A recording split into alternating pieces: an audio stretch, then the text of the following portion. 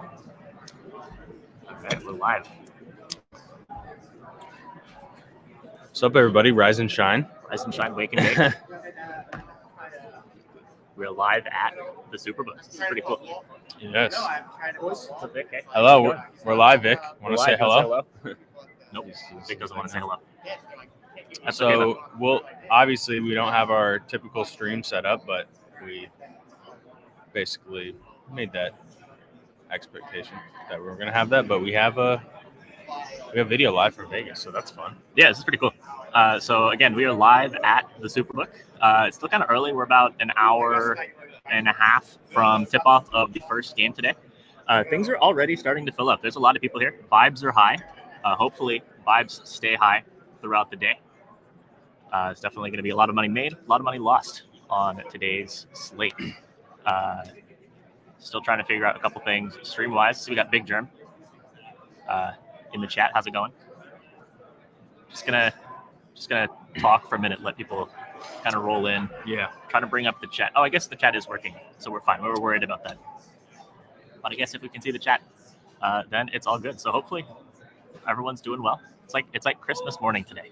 Mm-hmm. It is. I'm excited. First game of the day too is a good one. I mean, I'm personally probably going to have some action on it. I like Colorado State. Nick likes Michigan. Yeah, although there's some interesting news in that game that is breaking kind of overnight into this morning, and that is Michigan's starting point guard is going to be missing this game. Wow. I didn't even know about that. What happened? He's got a concussion, and he's not playing. What? How did he get a concussion? I don't know. It might have already been a pre-existing thing. He might have got hit in the head in practice or something, but he is not playing in today's game. And we've seen a line move in response to this. So this Michigan-Colorado State game was sitting at 2.5, I think, for Michigan, and the line has dropped to 1.5. We have the sheets from Superbook. We can't actually see any lines right now.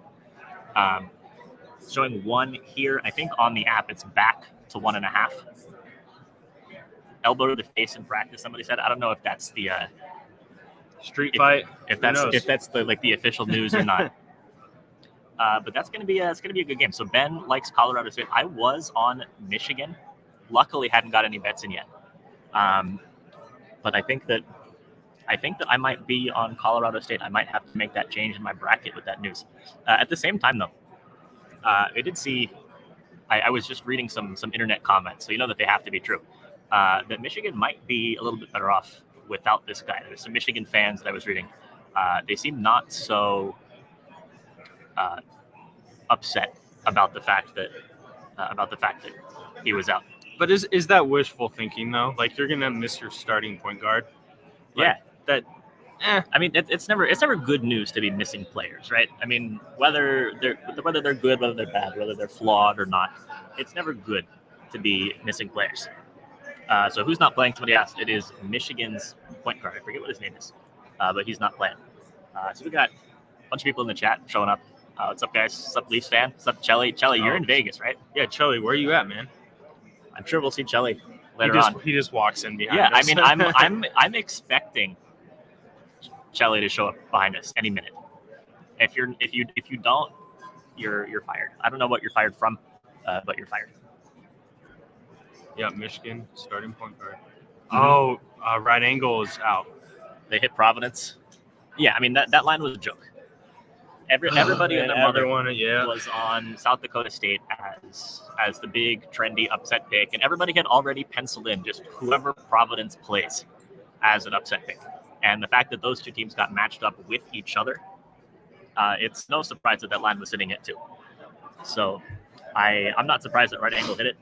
I mean, that was a joke of a line. I'm curious where it's moved to. It's at -2. What does Superbook have it at? Yeah, I'm seeing. I'm not surprised because we have the big lines board right. I mean, this is the ultimate.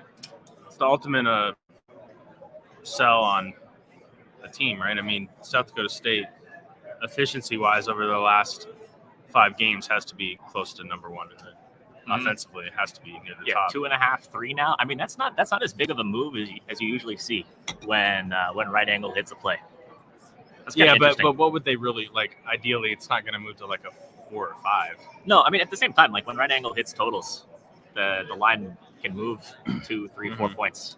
The way I look at it is, I think the worth of a point is worth more at this point of the season. So I will say like a 1 point move is pretty significant, in my opinion. Yeah, I mean, and in March things are different.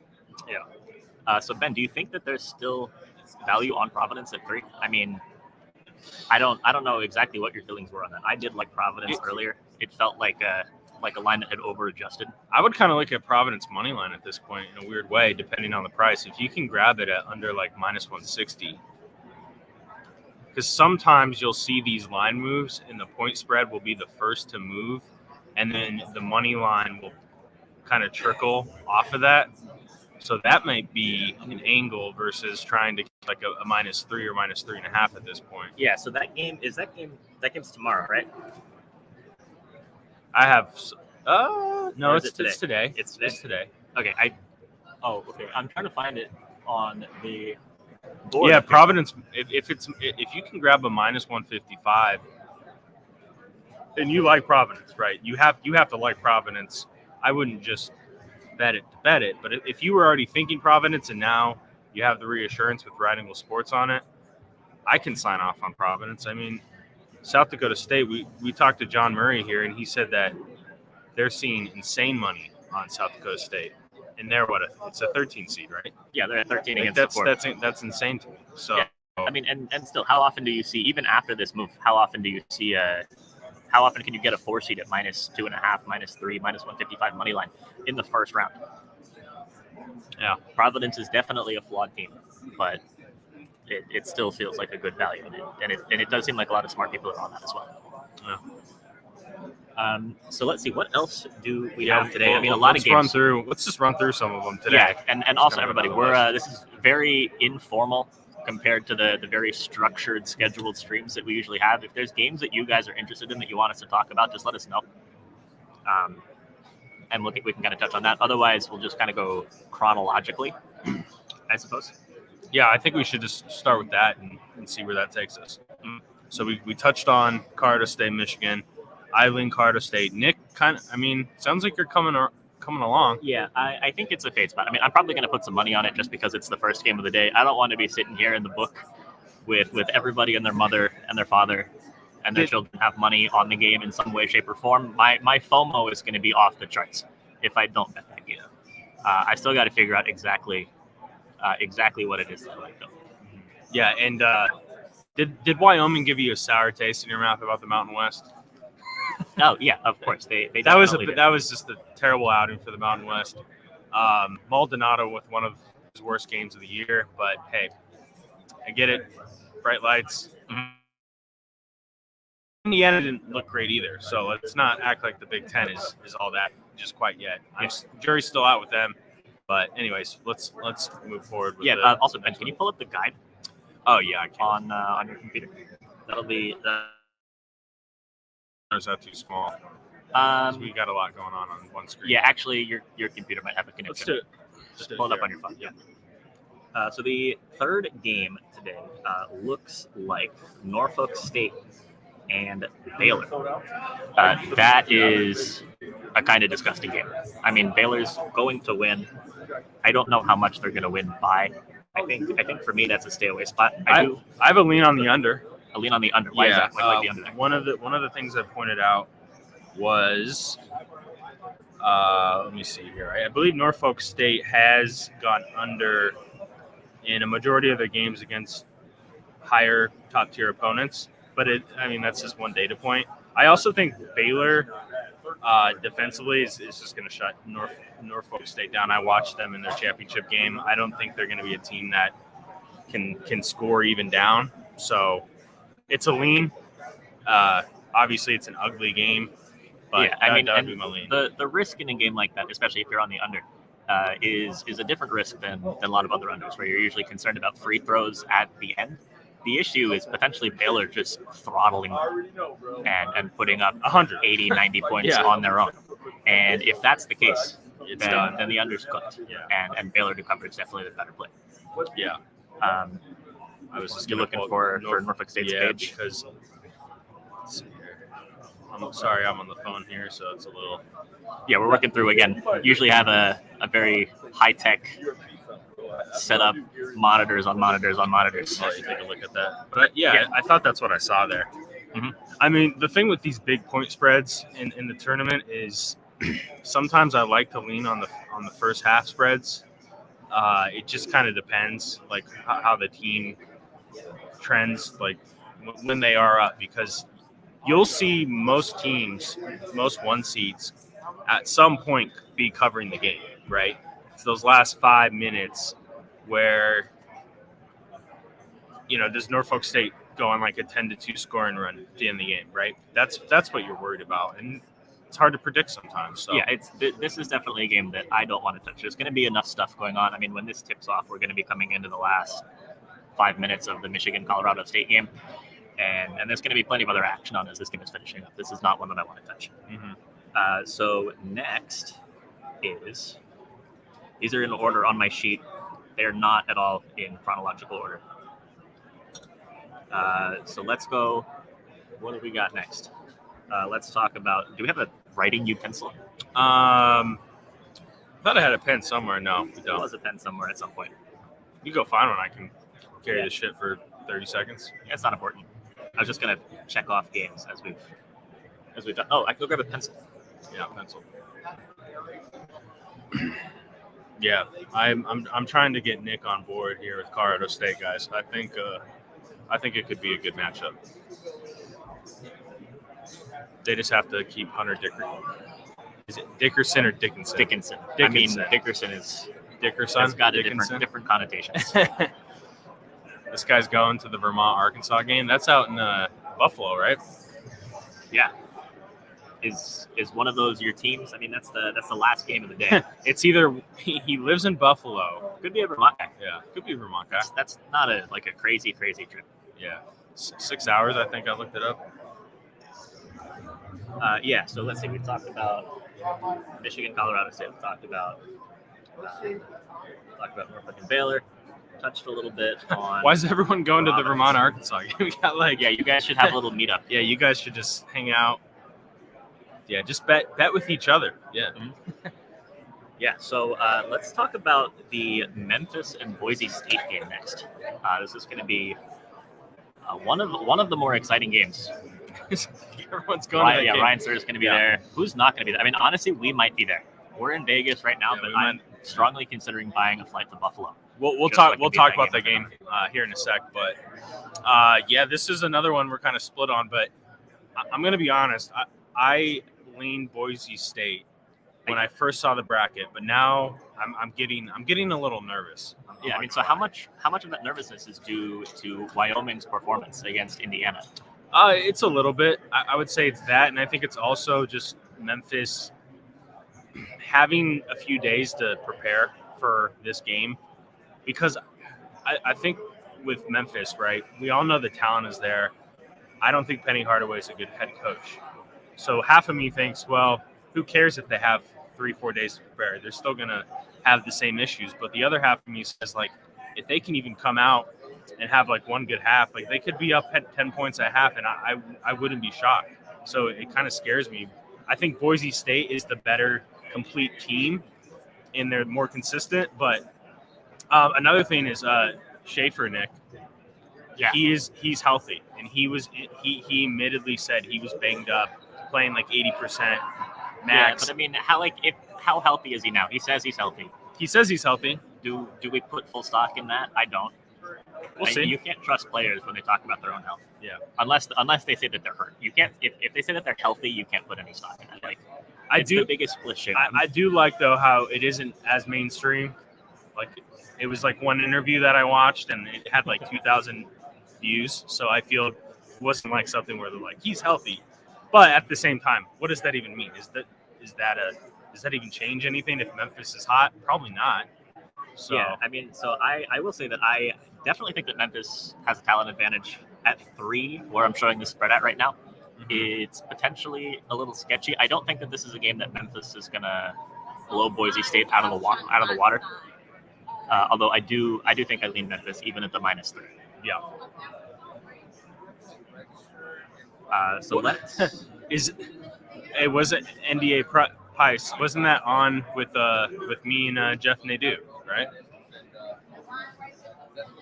I thought, yeah. Oh, yeah. That was, you heard it here. That's where you heard it. Maybe Jeff said it somewhere else too. Anything with the total in that one? It's tough because it's kind of like if you lean Memphis, I almost think over, but yeah, I mean, I win. Yeah, so the total sitting at 133.5. I'm showing right now.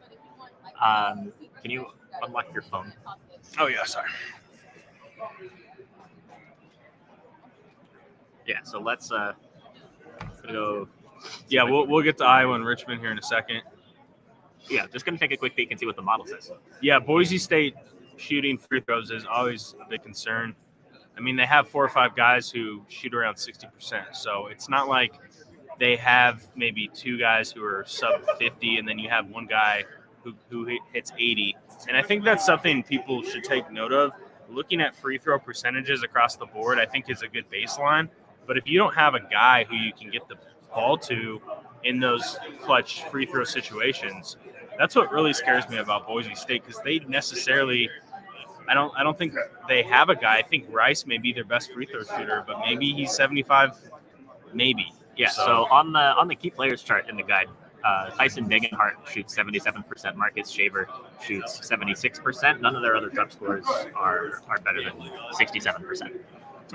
I guess that's better than I thought. At the same time, though, Rice also isn't on this list. Okay. So, I mean, there's guys who can hit them. There's guys who are definitely sketch from the line. So Memphis or Boise, I probably lean Memphis. Definitely in a bracket situation, Memphis is the play. Could be some value on Boise. Any thought on money line for Boise State then, if you like them, as opposed to the +3? I'm showing it at +135. Yeah, right now. Absolutely. I think if you like Boise, you should just go with the money line at this point, because it's more of a fade against Memphis in a way, if you think they're going to come out flat. But if not, Memphis could win by 10 plus. This could be one of the, I guess it's a Polish middle. I mean, kind of. It's a small one. Yeah, but anyways, that would be my thought process there. This could be a good live betting opportunity if Memphis comes out pretty flat, and even if Boise's up a few, I would be fine even playing Boise at -2, -3 at that point. As crazy as that sounds. Yeah. So the other thing is one thing that we haven't talked so much about on this stream, or haven't talked at all on this stream yet, is the whole first half unders thing. I kind of feel like this could be a game to look at. Absolutely, for something like because that. Memphis plays good defense at times. Yeah, too. I mean, they're and not and Boise State plays extremely slow. Yeah, is the other thing, and the free throws too. I mean, if for some reason if it gets into the bonus, you have that working for you too. So I think, what is that? It's got to be around 60, right? Yeah, with the 133.5, you're probably looking at probably a 58.5 first half total ish. I'm not sure about public, but I know Memphis has been getting some sharp bets. That's what we heard here firsthand. So yeah, so let's move along and talk about what I think is the next game is Longwood and Tennessee. So that is the second game at Cambridge Fieldhouse in Indianapolis, following the Michigan-Colorado State game. So in that game right now we have Longwood as 18-point underdogs. Total set at 133.5. Total is 62.5 for the first half. Okay, yeah, I said the 58.5. I was like, wait a second, my math is wrong. We just met someone from Wright State too. Yeah, we did. We literally just talked to a guy who went to Wright State. Yeah, talking about the game yesterday. So Longwood and Tennessee.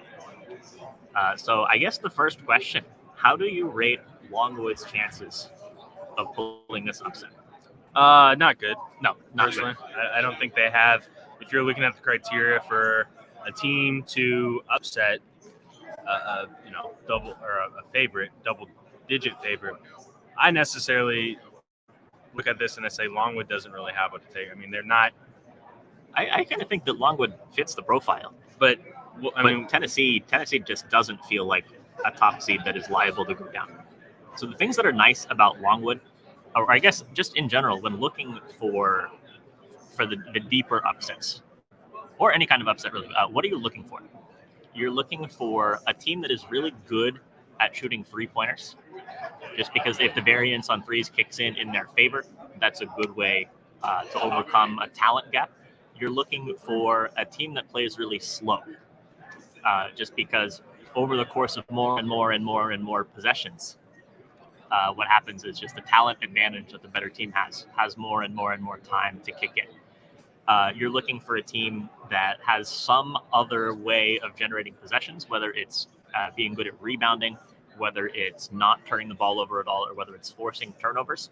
And that's kind of the three secret ingredients, basically, for a long upset. And Longwood does tick a couple of those boxes. They're an excellent three-point shooting team. They as a team, shoot 38.6% from three, which is 7th best in the nation. And they play extremely slow. They're in mid-200s in tempo. And my apologies, I must have gotten Longwood mixed up with someone else, because I did not think they for some reason I didn't think they shot the three ball well. I think I just got mixed up with another 14 or 15 seed. So yeah, I mean, I would say that they could cover. Absolutely. I think that may be a good look. Yeah. I just don't think it's going to be I don't think they have a shot. And Rick Barnes, we talked about it, one of the worst ATS head coaches. I think he's 2 for 13 over his last 15 ATS, which is really interesting. Yeah, he's been atrocious. Yeah, I think there could be something there at this point. You know, I think at 1-2 games, you're still like, which way's the wind blowing? But I think at 16, 17 games in a sample size, now you're starting to get a pulse there. So yeah, so I definitely think Tennessee. I mean, obviously, I think Tennessee's going to win. I mean, no shit, I think Tennessee's going to win. But I do think that Longwood to cover is a potential look if you're looking for one of these deeper teams to root for. So, what's next? What is next is Georgia State and Gonzaga. Georgia State money line. Weird game. Yeah. Anybody on Georgia State money line? Crabs like Georgia State quite a bit, apparently. Yeah, I mean, it's a very Crabs bet. We'll probably see Crabs soon. Maybe Crabs will make an in-flash appearance. But I just think that Gonzaga, over the last few years in the first round, has done really well when they're the 1-2 seeds. And I just don't see them not covering the spread. And especially, I know that it's moved from 26.5 down to 23.5. But I have to go with the Zags in this spot. I just think it's a spot where they still have stuff they want to prove, and you know they have quite a few guys who were there last year. Mark Few has all the experience in the world. It's a game in Portland. It's going to be 99% Zag fans. Give me the Zags with the points. Yeah, I completely agree. And the thing that I like about this Gonzaga team, just in addition to the fact that historically they have performed really well ATS as a 1 seed, I mean, just destroying teams the last few years, is that if they do have to go to their bench is extremely good. It's a thing that kills a lot of bigger favorites just in any kind of game, whether it's in the tournament or not. It's just when they go to the bench, they can kind of fall apart. But this just doesn't happen with this Gonzaga team. I mean, everybody on this roster is a top recruit. I mean, and they have experience. They blow a lot of teams out. So my thought process here is we've seen Gonzaga as favorites in this 20-point range against several teams this year. And I just don't think that this Georgia State team is any better than those teams. Mm-hmm. They're not particularly big. They're not a particularly good 3-point shooting team. They're a terrible 2-point shooting team. Which, if you want to try to score points in the paint against Gonzaga, good luck with Chet, because you can say everything you want about his frame, but he's learned to play with his body, and he doesn't need I've even seen it in the WCC. Teams will back him down. He will let you do that, and then he will block you. So getting points in the paint, good luck with the Zags. Yeah. So I think a lot of people are on Georgia State, or at least were on Georgia State, because they were kind of banged up at the beginning of the year. They're kind of coming on strong at the end, but it's just not a good matchup for them. So I think Gonzaga minus the points, minus 23, 22.5, whatever it's at, has got to be one of my favorite plays today. Mm-hmm. Yeah, first half is is fine too. Yeah, I don't want to touch the first half. With Gonzaga in this spot, I'd rather take the full game. Just more time for the talent advantage to kick in. Historically, though, Gonzaga has been a wagon first half spreads. So I would say, in my opinion, both of the bets are equal in my eyes. That's how I look at it. Yeah, I mean, I also don't like first half. Yes, in general. That is true. Except for first half unders. So let's now move along and talk about one of the sketchiest games on today's slate, which is Marquette and North Carolina. Public is all over North Carolina. Yeah, we were talking with John Murray yesterday, the Superbook director, the sportsbook director here at Superbook, and he said that North Carolina is definitely the play that they're seeing the biggest kind of public action on. Not that public action is necessarily a thing that they directly track, but a lot of little bets coming in on the Tar Heels here. Yeah. So they're currently sitting as an 8 seed as 2.5-point favorites against Marquette. What are your thoughts? You gonna be square, be public? I guess so. I lean North Carolina. I think with North Carolina, looking at the betting guide, they are definitely a team that has been all over the place with market expectations. And what I mean by that is in games where the total's high, they've gone really low. And then sometimes the total's low, and then they go over the total by 25 points. So with this spot, I would be careful putting UNC in any sort of money line type of play. I still think the spread is a decent look. But, when North Carolina is at their peak, they're a really good team. We've seen that against Duke. We've seen that a few other times throughout the season. But it's just the consistency that worries me a little bit. Yeah. So sketchy game.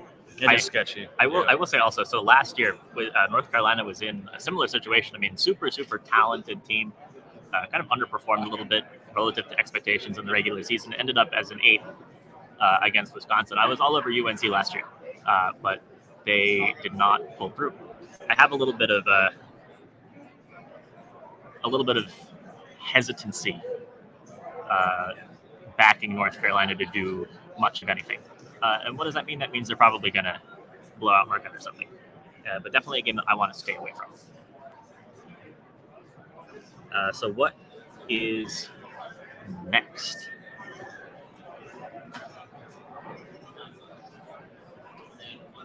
Let's talk about Iowa and Richmond. Oh, I skipped Iowa and Richmond. We have the Superbook bet sheets like this. So they're listed by region, and not even chronologically within the region. I honestly have no clue. Oh, I guess it's the rotation numbers, but I don't know why the rotation numbers aren't chronological. So let's talk about Iowa Richmond. It's a good one. Mm-hmm. So Iowa has been maybe the hottest team in the entire country over the last couple of weeks. They won the Big Ten tournament, obviously, as everybody knows, with 4 wins in 4 days against who'd they beat? They beat Purdue in the championship. They beat Indiana the day before. They obliterated Northwestern. They put up 110 on Northwestern. And there was another team in between that they beat. I forget who it is, though. They're hot. They're hot. Keegan, I mean, it's not even from 3. I mean, it's in the paint too. And a point I wanted to make is there's going to be teams coming into this tournament hot. We all know that. Virginia Tech is one. What's another one that comes to mind? South Dakota State, right? But I think with Iowa, for me, I think they can continue that consistency. Now the question though is Richmond. I think it comes down to Richmond. What are they? I mean, they're hot too. Are they going to continue that? Yeah, I mean, and I think people in the chat said it the best. I mean, it feels like a game that's going to be a 1-2 possession game down the stretch, or it's going to be a game where Iowa just takes control right from the start and just blows them out of the water. Even the spread isn't close. So I do like this Richmond team. This is an interesting squad. So some of the things that I like about Richmond, one, they are extremely experienced. They have, I think, 3 COVID seniors. So people who were seniors last year stuck around for their COVID year, didn't transfer away, who lead this team. Jacob Gilliard, their starting point guard, is the all-time career leader in steals in college basketball. He is a ferocious, tenacious, on-ball defender. And I think that with this Iowa team, I mean, obviously it's just crazy good shooting from 3 that has been leading their hot streak. And with the solid perimeter defense that Richmond plays, it could give Iowa problems. So I think for me, what I'm going to do is sprinkle on the money line for Richmond and take a Richmond plus 10.5, but not for a lot, and kind of watch this game unfold live. I think this is a terrific live betting opportunity, more so than other games, just to see how Iowa deals on the perimeter offensively with the pressure that Richmond will put on. And the other thing is Richmond does have size. I mean, in addition to Gilliard, Jacob Golden on the inside, 6'10", he can bang. He's super experienced, good defender, good on offense. Solid team. I'm not going to lie. I think there is a little bit of value on the money line there. Yeah. Oh, I'm definitely putting on a. Yeah. I do have to agree there. Somebody asked, can South Dakota State really win? I mean, absolutely they can. We talked about this earlier, but there's a reason that they were only 2-point dogs. Right Angle Sports did fire on Providence -2, so that line has moved to probably 2.5, 3. I'm trying to see if it's moved even more than that. And guys, real quick, while we're looking at the Superbook odds screen right in front of us, I do want to just give a quick shout out to the Superbook and Westgate, where we're at live from Vegas. I dropped a link from my other Twitch account.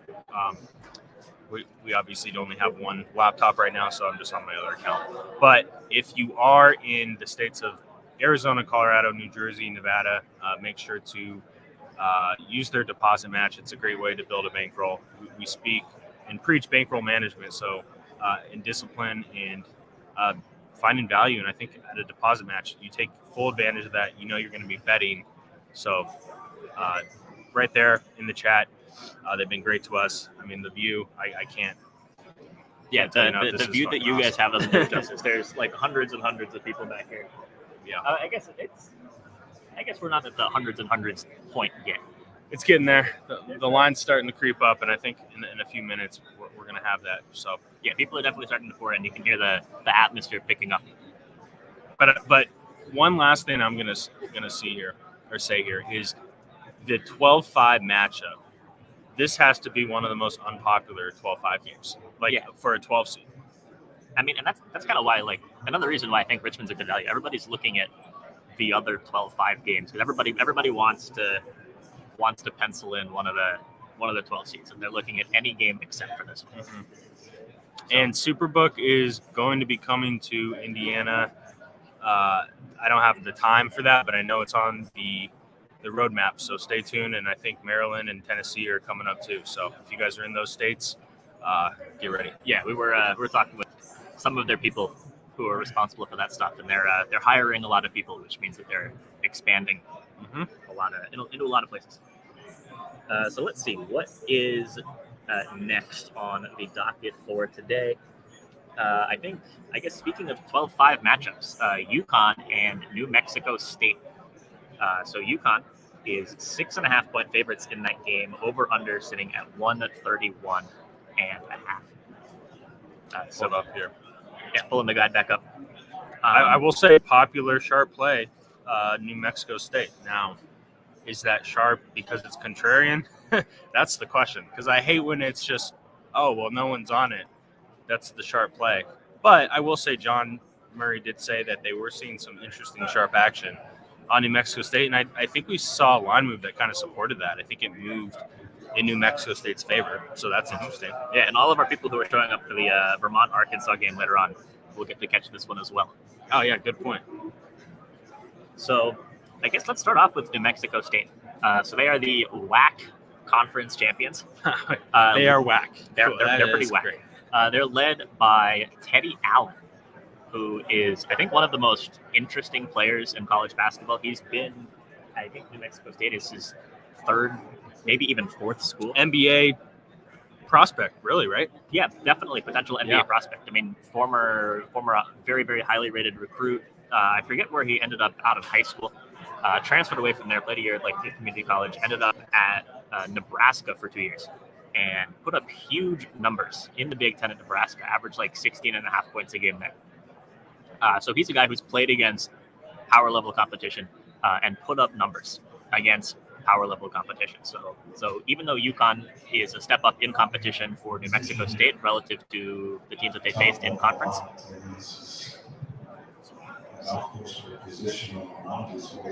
a weird announcement, something going on. They got the golf. It's just the golf. But yeah, it is what it is. Not pertinent information for you guys. That being said, I do kind of like Connecticut. I don't know if I want to lay 6.5 on Connecticut, but I do think that this is not the 12-5 upset that's going to happen. New Mexico State is a team that in the WAC had a lot of success just because of their size. They play a lot on the inside through Johnny McCants especially. But against Sonogo on UConn and just the other length that UConn has, it's not so much of an advantage for them. I mean, this is a team that doesn't really check the upset boxes. They're not a great 3-point shooting team. They're not a particularly slow team. Their rebounding edge that they have in that conference is going to be neutralized by Sonogo and by the other guys on UConn. So again, I don't know if I want to lay 6.5, but definitely a spot where I like UConn in the bracket at least.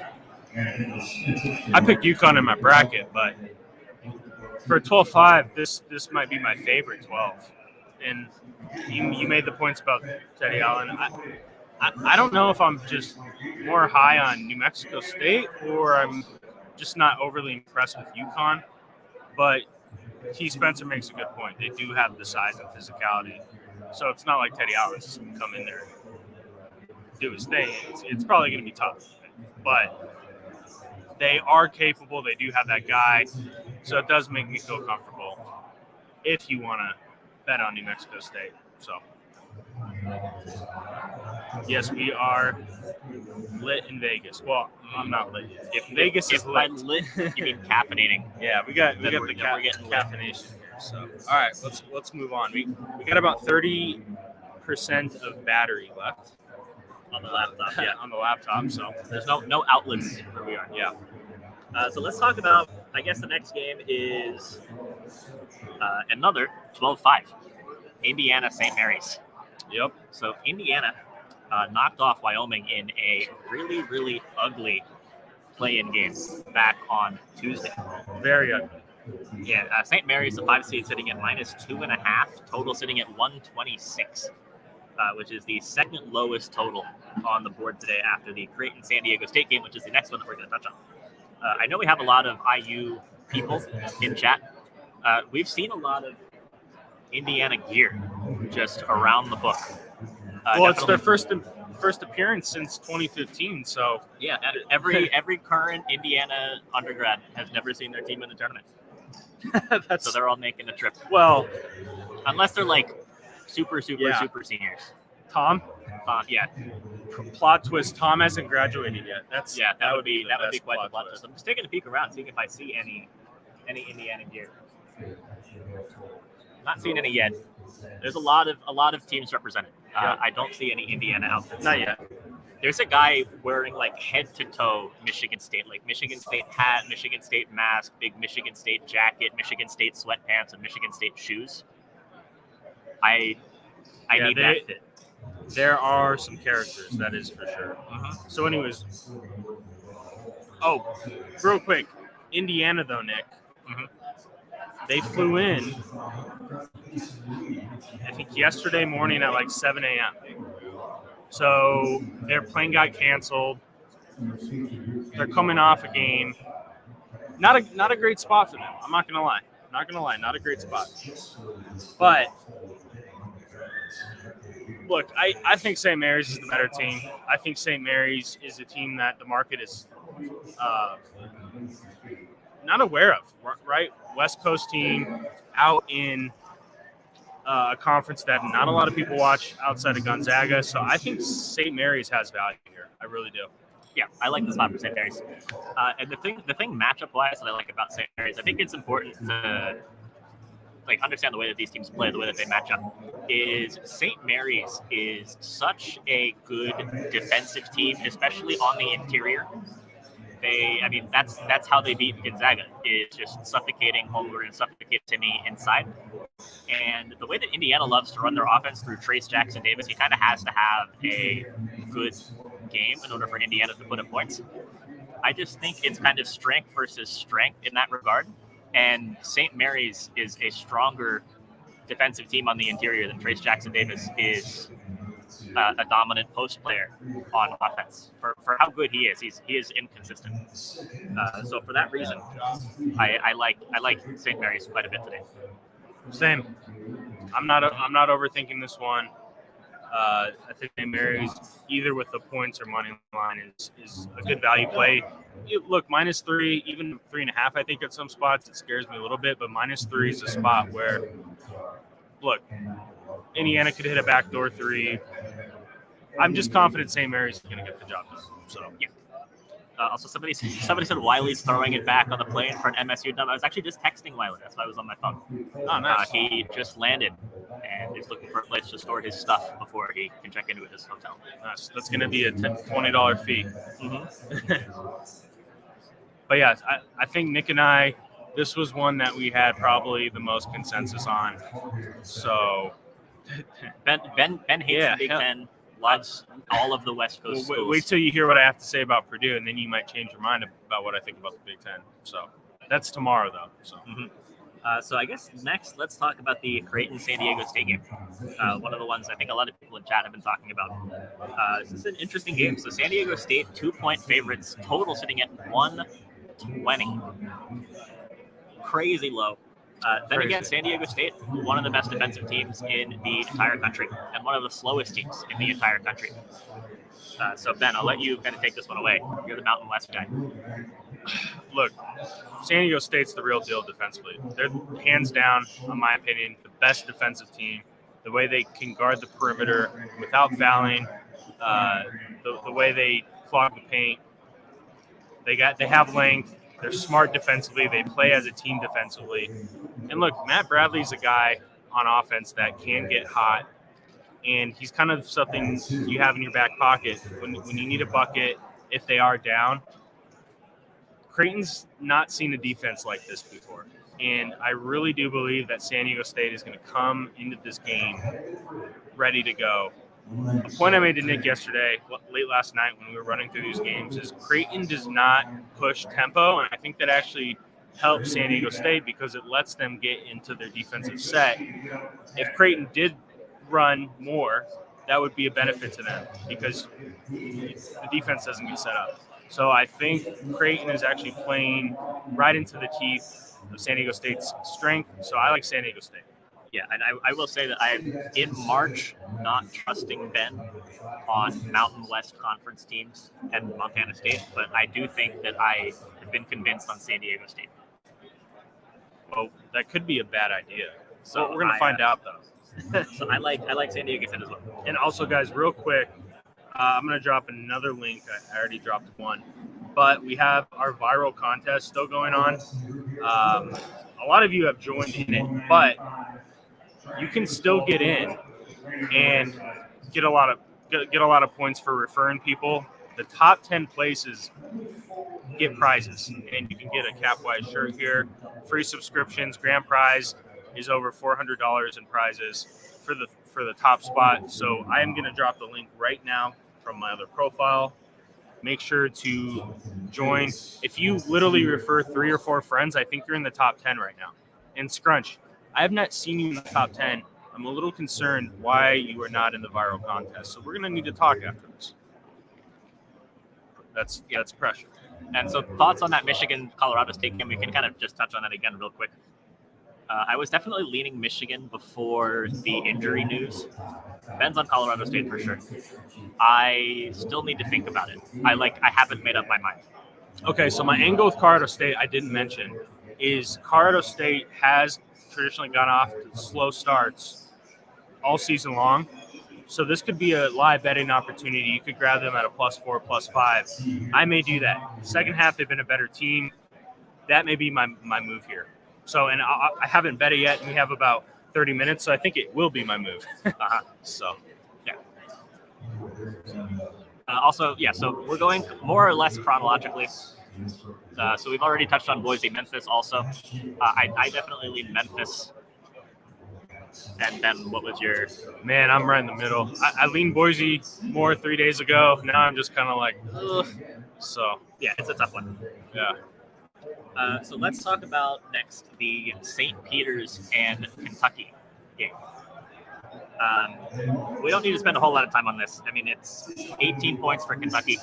I think that as far as the big spreads, the big favorites go to do, Kentucky's got to be one of my favorites. This St. Peter's team is a team that I probably watched more of this year than I should have, just because Casey Nadefo is one of my favorite players in the entire country. Can you pull up the guy? Oh, yeah. He's a smart guy then. Yeah, so buddy behind you taking notes. Yeah, the line is crazy. So the ticket window for the books is way over that way. And the line snakes through the ropes, coming all the way over here, and now is like wrapping around the corner. It's probably a 20-30 minute wait to get your bets in at this point. Peacocks do have a pretty cool mascot, a really cool logo. Actually, one of my favorite logos in the tournament. But I don't think they cover the spread. Yeah, so my issue with St. Peter's in this matchup is the fact that their big strength is their interior defense. They so Casey Nadefo, one of my favorite players in the country, he's a guy who, not this year, but each of the 2 years before this year, led the entire country in blocks. They're a team with just a lot of length defensively, but not a whole lot of size. So Nadefo is 6'7". Their other big interior player, I don't know how to say his first name, Fusayeni, his last name is Drame. He's also 6'7". So the fact that this team is, I mean, their big strengths come through interior defense, through shot blocking, and through offense in the post. I think the fact that they're playing Oscar Tshiebwe in Kentucky, it's just the worst possible matchup for them. I don't think that they're going to have a lot of success defensively like they usually do, and offensively, I mean, they're a terrible shooting team. They don't shoot threes, and when they do shoot them, they're not very good at them. They get to the line, but they're bad at free throws. So I think as far as after Gonzaga, I think that Kentucky is my favorite of the big favorites today. I mean, Peacocks are going to have to put up points, but man, I just don't think they're going to be able to hang. It's just like Nick said, it's a mismatch. It's not a good matchup for them. So I'm staying away from that one. I know you like it a lot. Yeah, I like it a lot. I'm definitely not betting Peacocks here. Yeah. So somebody asked, do you think North Carolina or Marquette can beat Baylor? Absolutely. Oh yeah. Especially North Carolina. I mean, so Baylor, I've said it 1,000 times at this point in the streams, but they're thin in the front court at this point. And North Carolina, with all of the size that they have inside, could be a pretty bad matchup for Baylor. Yep. So let's talk next about the game that it feels like half of the chat is going to be at, Vermont and Arkansas. At least 5% of the chat. I mean, yeah. You guys have to have a little meetup at the game. So in this game, it's a 4 versus 13. Arkansas as the 4 seed, only favored by 5 points, total sitting at 139.5. So this Vermont team is getting a lot of love, I think, just as far as fitting that profile that you like to see when you're looking for lower seeded teams who are going to win games. They play slow. They shoot threes really well. And the other thing that they do really well is they're just an extremely good 2-point shooting team as well. So I think Vermont, one of the more popular ups picks, we were talking to John Murray yesterday, who again was saying much of the same. It definitely seems like Vermont is one of the lower seeded teams that's getting a lot of action. Being said, what are the big concerns that you have for Vermont? My easy number one concern for Vermont is their strength of schedule. 3/30th. UMBC was a 14-point dog in that championship game, and I think Arkansas going up against the Floridas. The first team I named is not even it, but I think that's kind of my point. Florida, Auburn, those type of teams, Kentucky, and now you get to see Vermont. I think they're going to be happy there, but at the same time, Vermont's legit. They play as a team, offensively, very efficient.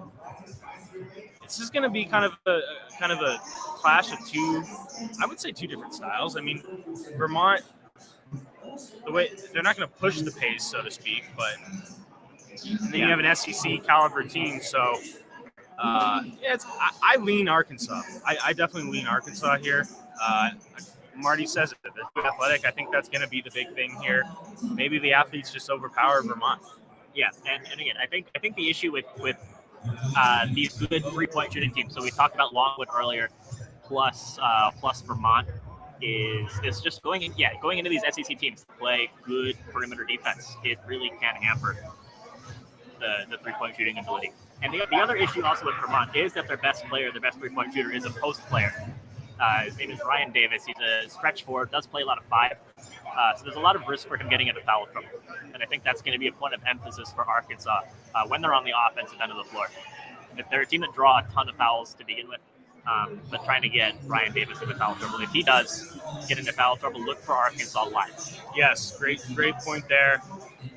I mean, that's something you have to watch for. And I think with the March Madness betting guide, I dropped the link there if you haven't got it already. If you have, it's legit. But there are graphs in there that will help you live bet. And then Nick just pointed out another good point. If Ryan Davis is out, look to live bet. Arkansas, if he gets into some foul trouble too. So that's going to be a real interesting game, guys. I'm really looking forward to that. But again, I'm on Arkansas. We'll see what happens there.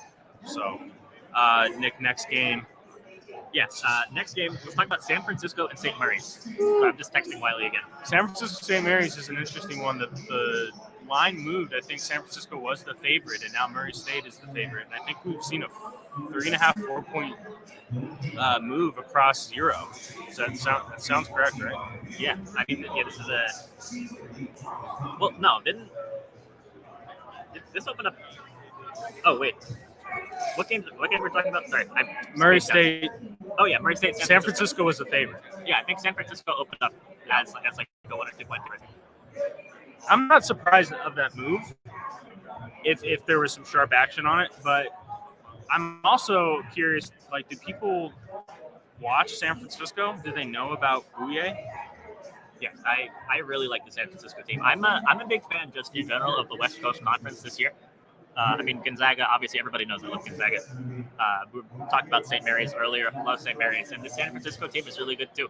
And honestly, I think that there are a couple other WCC teams that could have made, they didn't deserve to make the tournament, but could have been teams to win games as 8, 9, 10, 11, 12 seeds in the tournament this year. But yeah. Sorry about Stephen A. Smith back there. I can't do anything about that. Yeah. He's so loud. Hey, Stephen A. Smith is extremely loud. You have the audio. Can you hear Stephen A. Smith? Yeah, that's why I like. Jeez. He's just going crazy. Oh, San Francisco's forward out. Is Masalski that's out? Maybe who's the player that's out for San Francisco? Maybe that was why I moved a little bit. That's interesting. Might need to go make a quick bracket change. So Murray State, 30-2, I believe, is the record. Looking at their team profile on the betting guide, they have 4 or 5 guys in the top 200. I think actually their whole starting lineup is top 200 in their rankings, BPR. So this is a really good team, guys. And 30-2, it's no surprise they ran through their conference, the OVC. They're going to come in hot, but San Francisco is a really good team as far as controlling what they do and kind of the pace of the game and dictating tempo. So I think it's going to be a close game. The spread indicates that it's going to go back and forth. So yeah. So Masalski was one of the big reasons why I like San Francisco. So the fact that he's out really, really hinders the size that San Francisco has. Murray State is not a huge team. But they're definitely not a small team. They do have some guys who can bang inside. Without Masalski, this is a game we got to stay away from.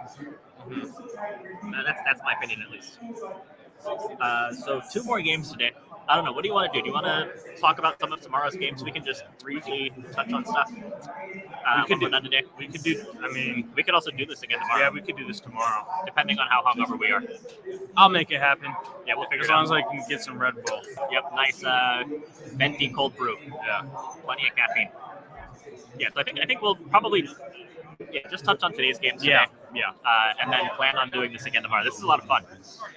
Hope everybody is enjoying the. Keep going. I'm going to ask Mike something. Okay. Yeah. So next game to talk about is Kansas and Texas Southern. Not much to say about this game. I mean, Texas Southern, for anybody who watched any of them in the regular season in the SWAC, or anybody who watched the play-in game against Texas A&M Corpus Christi, just a pretty mediocre team. They've got some athleticism, some talent on the team, but not a lot of consistency. I think. Are we good? Yeah, we were trying to find power. Okay. We have it. I mean, you got to go Kansas. I don't know. I have against with the spread here. It's up in the air. Not a game I have a whole lot of thoughts on. Ben, do you have any thoughts on this Kansas-Texas Southern game spread-wise? It's sitting at 21.5. It's going to be a tough one. Yeah, this is just one of those. I mean, Texas Southern has been in these games before, but I wish I had more on this one. So, it's definitely a game that feels backdoor potential also. So not something I want to stay away from. Not something I want to touch. So last game of the day is this kind of sneaky one. This is, I think, a medium shot, long shot upset that a lot of people have in their brackets. And this is Akron and UCLA. Shout out Puppy Toots, by the way. He's gifted a few subs. He is a sub. So. Yeah, thank you guys. We don't have the alert set up. I don't have the chat, like the alert window to all of the follows, all of the subs. Thank you guys for all of that. Yeah. Enormous unit was taken. That's funny. So which one are we on? We're on Akron and UCLA. Yeah, Akron, sneaky little play. The Zips. Did anyone else play with the Akron Zips mascot in NCAA football? Oh, I did. That was the best. You could play with the full mascot teams. Yeah. The kangaroo or whatever. Yeah. Definitely one of the best ones. So here's what I have to say about UCLA. UCLA is probably the best as far as what they're playing at right now all season long. But I feel like a lot of people are just riding UCLA based on what they saw last season. And UCLA is not as good as they were last season. Just at this point, it's easy to say now what we saw. Yeah, the run. But do you know what I'm saying? It's almost like we overvalued them off of that run, and they're not at that same spot as they were. Yeah, no, I think that they definitely overperformed in the tournament last year. I think that being a 4 seed feels right, just true talent-wise. I do think that Akron plus the points, it could be the play here. So Akron is not a big team, but neither is UCLA. I mean, Akron played in their first game of the season, a team that I think is pretty similar stylistically to UCLA, and that is Ohio State. UCLA is obviously a little bit better, but just from a style perspective, not necessarily so different. And they've covered well against good teams. Yeah, Akron only lost that game by 67-66 game. So Akron, I mean, Ohio State's really the only super good team that played this year. I do believe Akron played. Stephen A. Smith, shut up. Didn't Akron play Ohio State? Yeah, I was just talking about that. Oh, that's who you were saying. Yeah. So Ohio State. Yeah. Mm-hmm. Yeah, I mean, and they kept it close.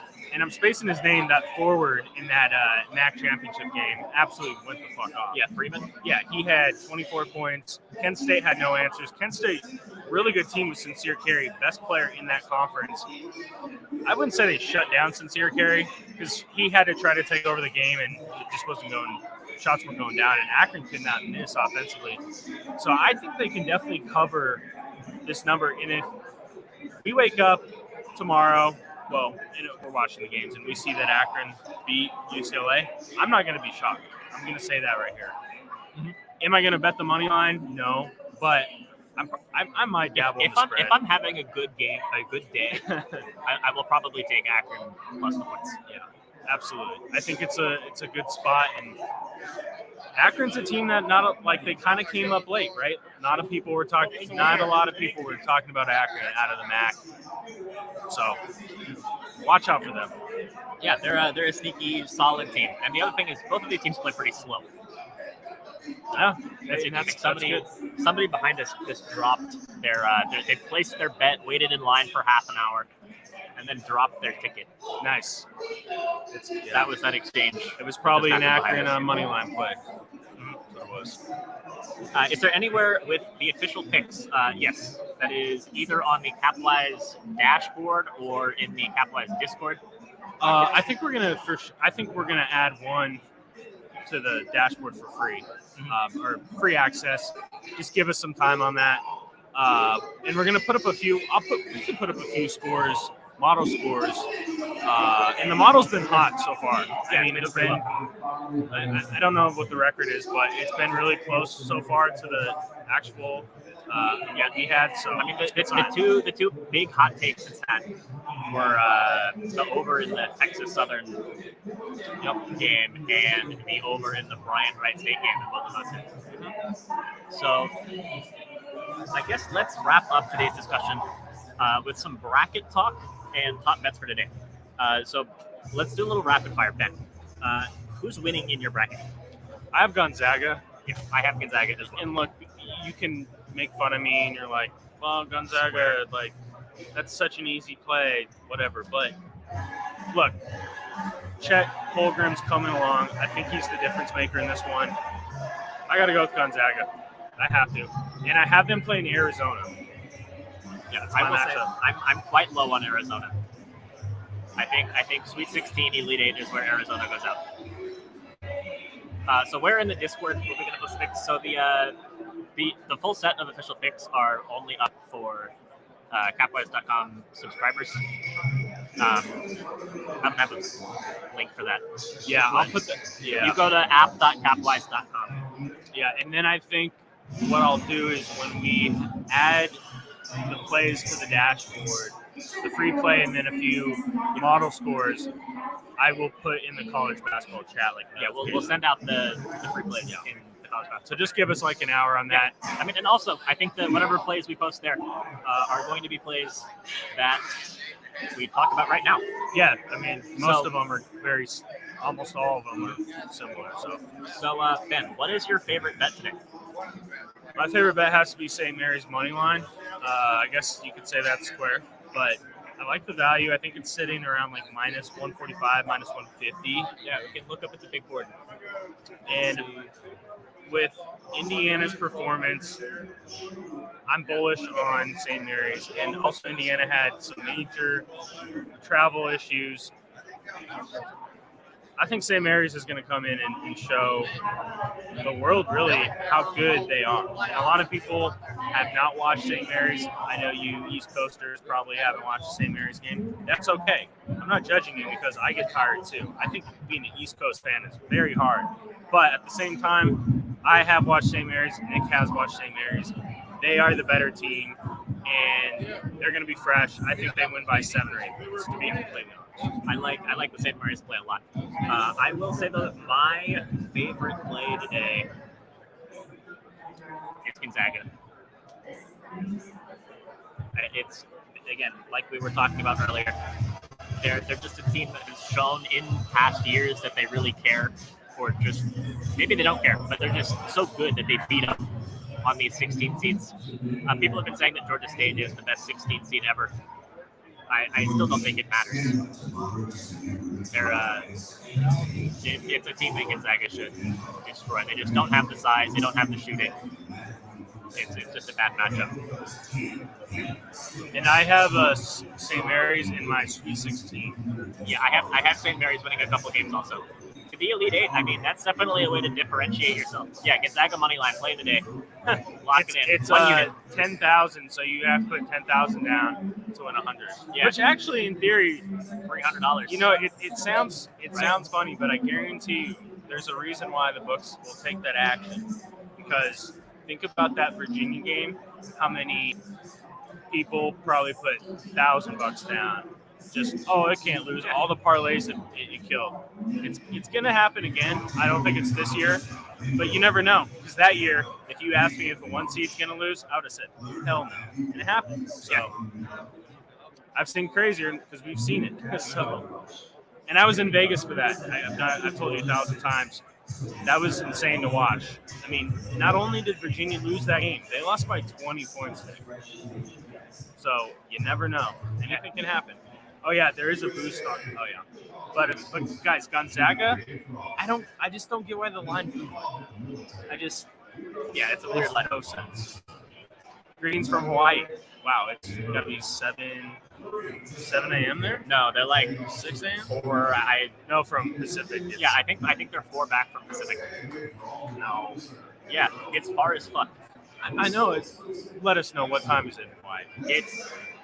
I'm going to Kauai actually for my. It's got to be like 5 a.m. honeymoon in like 2 months. Higher seeds worth money line rollover. You know what? No, Memphis probably not, because even if they beat Gonzaga at that point, their odds would be. Yeah, I would have to look. They're 4 hours back from here. 4 hours back. I would have to look more into that about the money line rollover, but. That's a good question. We can chat. Hit me up in the Discord. I need to know the spots to go to. Actually, I'm going to drop the Discord link in here since we mentioned it a few times. Yeah. We can go for another 10 minutes and then wrap it up, Nick. I think at the top of the hour makes sense to. So, things. I guess we're kind of out of regularly scheduled stuff to talk about. We have several different answers for how many hours back Hawaii is, which is interesting. So let's just do a little bit of Q&A. Anybody have games that either we talked about earlier today that you should have played for, or just anything at all? We'll just spend 10 minutes doing some Q&A.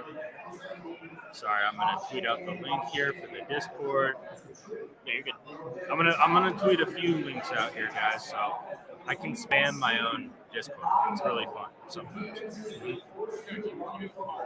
So there is the Discord link. So be sure to join there. The second link is the March Mania contest that we're putting on. If you refer like 3 friends right now to the contest, I think you're in the top 10 and you get prizes. So that's cool. That goes to the end of March Madness. And then the third link is going to be the March Madness guide, which if you haven't gotten, I don't know what you're doing. No pressure though, but it's awesome. I mean, it is not only is it like going to help you with your bets and being more profitable this March Madness, but I think it gets you thinking into our minds, into minds of sharps, how to look at these games. There's a lot of good stuff in there, and I think that's a big takeaway that you guys should use from the guide moving forward. Yeah, I mean, and also it's good for live betting, good for subsequent matchups, all that stuff. So Stephen A. is yelling again. So loud. I wonder if he's like in person. You're like, hey, Stephen A. Hey, man, what's going on, man? I can't even hear myself talk. While he's yelling. Michigan, CSU. Michigan, CSU. Yeah. Quick thoughts. I like CSU. I think David Roddy has a big game. Michigan's point guard's out. Give me the Rams. Yeah, I was definitely leaning Michigan before that injury news came out. I still don't know exactly how Colorado State deals with Hunter Dickinson, although I feel like with lesser options on offense, freshmen running the point now, it does lean a little bit more in Colorado State's favor. I'm still undecided what I'm doing in that game. Thoughts on San Diego State, Creighton, and especially the total? Somebody asked about the total. Sitting at 120.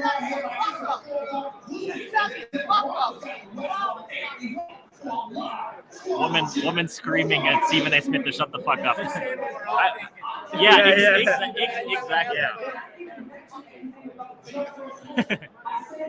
What's your best bet today? Yeah. We're putting this on air. There's 200 people, so don't let it down.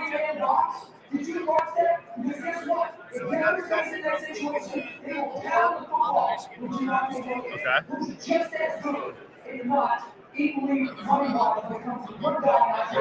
We're getting some advice from someone next to us. So you either tail or fade.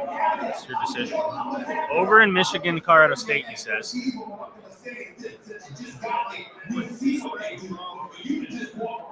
He likes Longwood spread. Yeah, that was one that Nick liked a lot. Yeah, I like that a lot. They can shoot the three.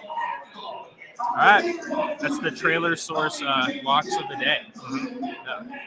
So somebody asked about the San Diego State and Creighton total. It's so low, sitting at 120. Then again, I mean, that's a great question about those first half unders. Yeah, first half unders. What did we say? We there was one. Oh, it was Memphis and Boise. Yeah, I think Memphis Boise has to be my favorite. 62.5, I believe. I think Memphis is a team that they can run the pace, pick up the pace, but I don't think they do that in the first half at least. And I think Boise is going to be very conservative, very slow tempo. So, yeah. We've got about 5 minutes here, guys. Yeah, Bono says Longwood has no size. I think that the size isn't a huge issue if they get hot from three. It's going to be a slow game. Neither team plays at a high tempo, and I think Longwood just keeps it close to the threes and definitely backdoor cover territory there. Tennessee's not going to push it to 30, 40 points.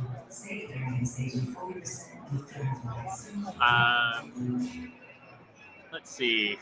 Anything else about today's games? Also, Colorado State, one of the best free throw shooting teams too. I think that helps that over narrative too. A lot of opportunities to the paint. I mean, Roddy's basically he's their 2, their 3, their 4, their 5.